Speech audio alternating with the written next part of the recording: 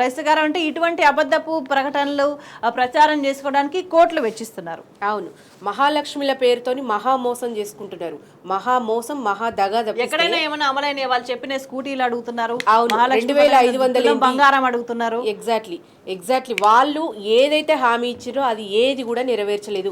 ఉచిత బస్సు అని చెప్తే అది ఎవరికి లాభం అవుతుంది? మరి ఉచితం అని చెప్పి వనరులు పెంచాలి కదా.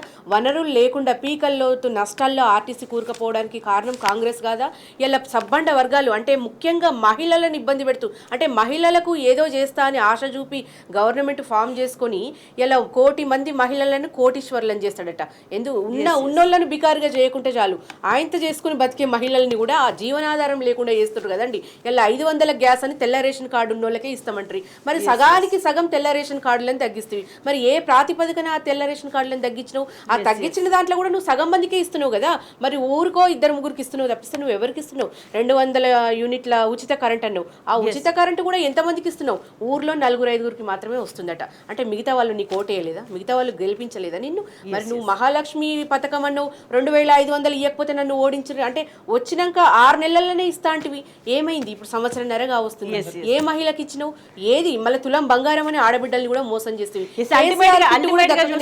ఏం చూసినా కూడా ఇప్పుడు గవర్నమెంట్ హాస్పిటల్ ఆడబిడ్డ ప్రసవం కావడానికి కూడా భయపడే ఇది అబద్ధమే, ఇది అబద్ధమే, ఇది అబద్ధమే, అన్ని అబద్ధాలు. ఇవన్నీ ప్రచార ఆర్భటాలు. జస్ట్ ఒక ఫోటోలు దిగేసి వెళ్ళిపోతున్నారు, ఒక ఫోటో దిగేసి ఫోటో చేస్తున్నారు అనేది కూడా ప్రధానంగా చర్చ నడుస్తున్నది.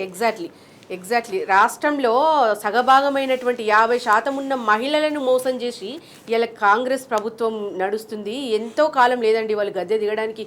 ఇలా మా ఆడవాళ్లే చాలు, ఎవరినైతే మభ్యపెట్టి నువ్వు అధికారంలోకి వచ్చినావో మళ్ళీ అదే ఆడవాళ్ళు మిమ్మల్ని గద్దె దించడానికి సిద్ధంగా ఉన్నారు. నువ్వు ఏ వర్గ అంటే చూడండి, మహాలక్ష్ములు అని చెప్పేసి నువ్వు అది ఇస్తా ఇది ఇస్తా అని చెప్పేసి మహా మోసం చేసిందే గాక ఇంకా కూడా కోటీశ్వరులను చేస్తా అని మభ్యపెట్టబడుతుంది. ఎన్నడు చేస్తావు? ఇలా ఏం జరుగుతుంది తెలంగాణ రాష్ట్రంలో? స్కూటీలు ఇస్తా అని చెప్తే ఆడపిల్లలకు ఆ స్కూటీలు కూడా కనుమరుగాయి. అంటే ఆ ఆలోచనే లేదు, అసలు ఆ ఊసే ఎత్తుతలేదు కదండి. ఇలా పెన్షన్లు వస్తనే లేవు, ఇలా పెన్షన్లు కూడా కట్ చేసినావు. ఇలా ఎన్ని డిగ్రీ చదివే విద్యార్థులకు కూడా నువ్వు 5000 స్కాలర్షిప్ ఇస్తాను.